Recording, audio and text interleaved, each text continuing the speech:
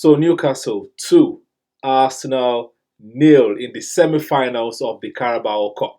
First leg of the Carabao Cup, and we're losing 2-0 at the Emirates. Is there hope that we're going to win this trophy? Is the trophy slipping away? That is the key question for today. The performance has been the same performance we'll be saying basically almost all season.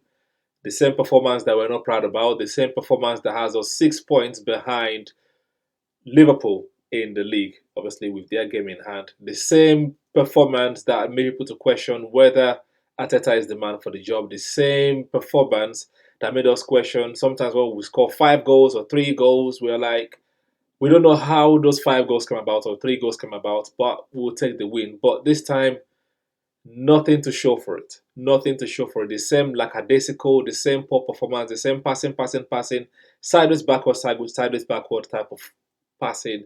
And up top, nothing that we can do. There's no clinicality, if that's a word.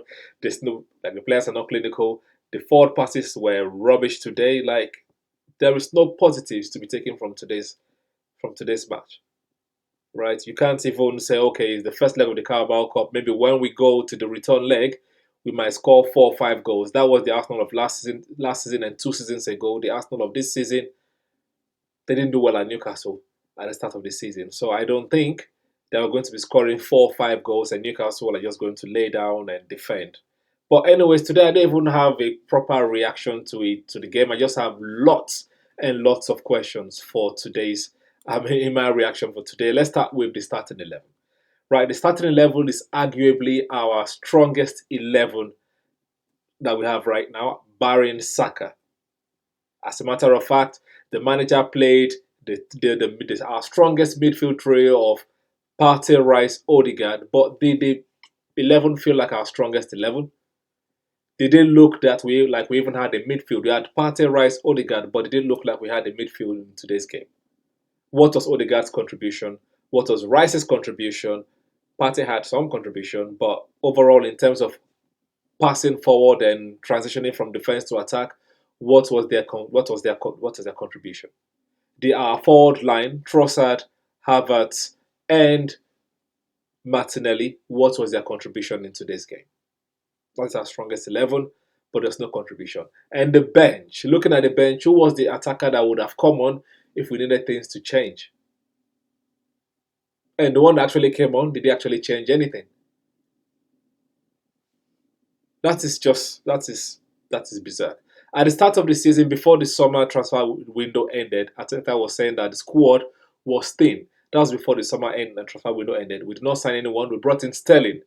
And before the January transfer window opened, he was saying that we need to look inward for solutions. That's after Saka got injured. We need to look inward for solution. What was Sterling's contribution to today's game? And what was the inward solution to today's game? Because I did not see anything. So please let me know if you saw those solutions. I'm sure a lot of us would like to hear. Please leave that in the comment section below. It's just mad that even in the first 10 to 15 minutes, 10-15 minutes of the game, Newcastle felt like they were the home team and we felt like the away team. They were pressing us high. They were like forcing us to make mistakes, whereas Arsenal on the other hand were just passing sideways, backwards, delaying games and just passing. Remember that time that Mourinho was trying to mock out, they won, and then Mourinho was mocking Arsenal in this post-match conference saying it's easy to play Arsenal because they know that once you press them, they're going to pass sideways backward, like from Cazorla to Koscielny to Coquelin to Cazorla, back to Koscielny to Mertesacker, and that we just keep going back and forth. We have gone back to sideways backward football. What happened to the fluid Arsenal from 2 seasons ago? I know they didn't even make it far in the cup competition, so you can argue that. What also happened to the fluid Arsenal in the second half of last season? We're not even seeing that anymore.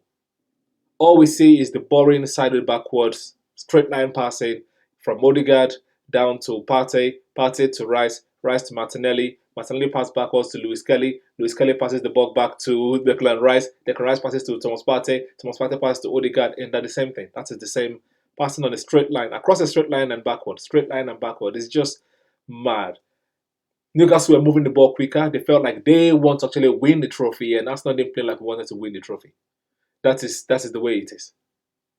So, if we had made it to the finals, assuming that we make it to the final, and it's either Liverpool or Tottenham. Tottenham is always playing like 100 mile an hour. Liverpool are also playing 100 mile an hour. Like, do you think we're going to survive it? The way we play today does not give any confidence or courage that success is likely. That is what we can see from today's performance, right? Obviously, things can change, but I really doubt it. Now, another thing that was disturbing was how come our midfielders and our forward could not complete a single forward pass. They could not break through the lines with their passes. Partey was misplacing passes. Odegaard could not complete passes. Havertz could not complete passes. Martinelli could not complete passes. Trossard could not complete passes. Like, the passes was always met by a Newcastle defender. How come that at this stage of the season, in the semi-finals of a cup competition, we are playing like that? Did we forget how to pass? I know they said Havertz was ill, but did they forget how to pass? I know Odegaard was out for a bit, but did he forget how to pass? Partey is our best defender. We know Partey is the best guy that can pass through the lines. What happened to him today? It also brings back to mind my question. Sometimes in the big games, Partey does not perform well. He does not perform to his optimum level. Now today he played well, but his optimum level is public, like making those passes that breaks through the line. But we did not even see that throughout today. What is happening? Is the question. Back to sideways backward football. Now, the first goal, I don't even know how that goal went and how we consider that goal. Usually, we concede goals against the run of play. This time it's from an offside. From an offside free kick that the Bravka launched the ball. Odegaard missed his man, and our three, you can say the three best defenders in terms of Saliba, Rice, and Gabriel Magalhaes. What happened between the three of them? They were ball watching. Isak had a sight on goal. Shot, goal. How is that goal allowed to happen? I thought we were good at defending set pieces. That's my reaction. How is that goal allowed to happen? Now compare Isak to Martinelli. Martinelli was through one-on-one straight on goal. He had all of the pitch, the whole goal post to choose from. What did he do? He hit the ball against the post. Martinelli hit the ball against the post. Now compare that to Isak, one chance, bang, goal. And then people are saying we don't need a clinical striker, we don't need a striker. I don't even understand it.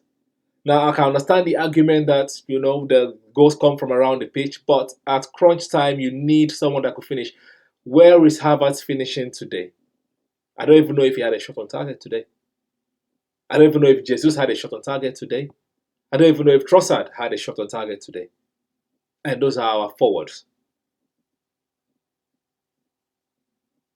Now, second half comes. Okay, we went into the halftime 1-0 down. Second half starts. You think, okay, Arteta would have put pressure on the boys, lit their ass on fire, and then they'll come out to start playing fluid, one-touch football, moving the ball quicker. No, we came back out. Was still lethargic.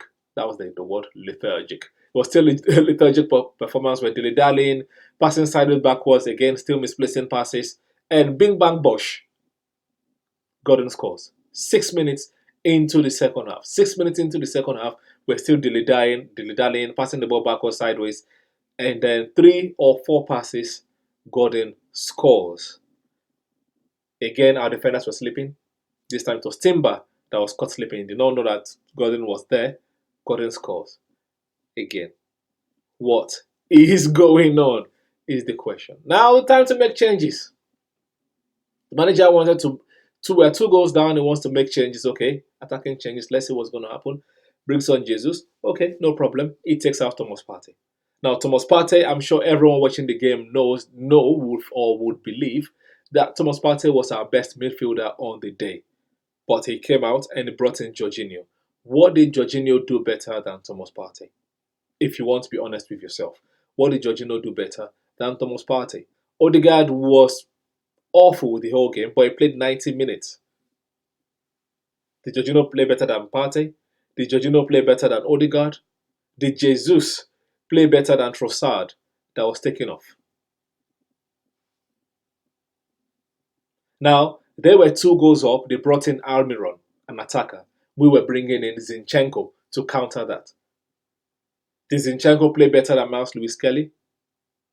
What was Zinchenko's contribution in this game? Again, just more questions that I don't have.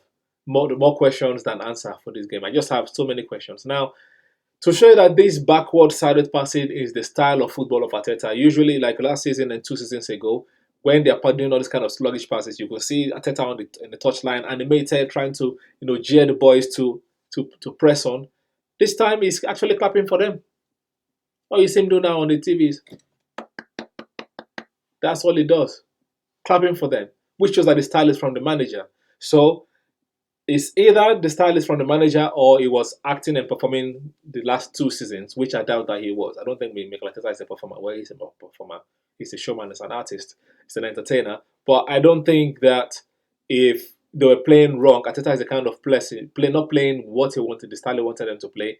Arteta is the kind of person that just, clap them on just for confidence. No, they're playing exactly the way he wants to play. And can this style win anything? We know that the league is gone. We know that now the League Cup is looking like it's gone. And we have Manchester United in the FA Cup. Manchester United are having their entire week off until Sunday. Right? They have full 7 days of rest, recovery, training session to prepare for the game. What are we going to do? How are we going to face that game? Is this still the same sideways, backward we're going to be doing? And how come that we still don't know how to break teams down that defend against us? For example, Eddie Howe showed his tactical flexibility. He started, when Arsenal are pressing, there's a 4-5-1 because they know we're not going to break them down. He knows that. He switched to it when they scored at 2 goals up, brought in Almiron, they changed to a 5-5, basically. 5-5. We still could not break them down. How come we still don't know how to break people down years and years into the competition? That is mad. That is mad. We knew how to do it 2 seasons ago, where we start quickly before they could settle down and score the goals within the first 15 minutes. But all of a sudden, it seems that you're thrown, like Arteta has thrown that away. He's thrown that away. Why? Questions. Newcastle has not scored at the Emirates since 2019. They've not scored since 2019, but yet they scored 2 goals today. And the 2 goals were from defensive mistake because they're just ball watching, basically. Mad. Now, and the other thing is, we're looking for a goal. He left Gabriel Jesus in the middle, in between tall Dan Burns and Sven Botman. And Martinelli was crossing the ball. Like, where is the logic? Where's the logic in that? Like, I'm just tired, man. I'm just tired. Like, the game basically drained me. I knew Newcastle was going to be a tough opposition, it was going to be a tough game, but I didn't think I was going to see this performance in the semi-final of a cup competition. I know it's 2 legs, but there's no hope the way we're playing that we're going to actually do something in the second leg. Like, once upon a time, we used to be versatile. We could adapt to different styles of play. There's no versatility this season. It's just one way. Sideways, backward, cross the ball and hope that someone is going to pick it at the end of it. Anyways, let's do some prayer ratings.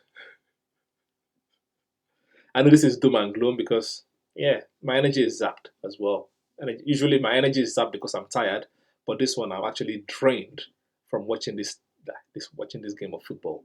Team rating, overall, I would say average performance. Now, individual player ratings, David Raya had an alright game. Miles had a good game. Individually, had a good game. Saliba had a good game. I know he's also partially to be blamed for the first goal, but he had a good game. Gabriel also had a good game, even though he's also partially to be blamed for the first goal. Had a good game. Timber had an alright game. Timber is not the Timber of old. Maybe he's tired. Who knows? But he was suspended. He didn't play last weekend, so he should have energy. But alright game. Gordon wore him out. Okay, Gordon wore him out. Thomas Partey had a good game. Defensively, offensively, poor. Odegaard terrible game. Rice, terrible game. I don't care the amount of times he just ran with the ball. What did he do? It's an 8. It's not a defender. He's an 8. Running with the ball, but no. Like, I don't even think he had like complete passes in the game. Complete passes to the attackers. I don't think he did. The set pieces were all right, but that was it. So, terrible game, Declan Rice. Terrible game, Odegaard. Martinelli, all right game. Defensively, offensively, poor. Kai Havertz, non-existent. Terrible game. Trossard, terrible game. The subs that came on, Gabriel Jesus, terrible game. Jorginho, all right game. Zinchenko, terrible game. Manager, absolutely disgusting and terrible game. No tactical changes, no flexibility tactically. Did not do anything. I don't think he did enough to win the game, apart from the starting 11. Throughout the game, there was no desire or zeal from my perspective to win the game. So absolutely terrible game for the manager. And that is my reaction to the Newcastle versus Arsenal game at the Emirates. Do you let me know what you think, or provide if you can give some answers to this question. If you have more questions, please drop them in the comments below. I'm looking forward to reading them and responding to them. Please press the like button. Even if you didn't like the video, still press the like button and subscribe if you're new or yet to do so, and check out Katayan Podcast. Until I preview the Manchester United game, which will be out before the end of the week. Stay safe and enjoy your evening, or day, depending on when you're watching it. And I'll see you next time, guys. Peace.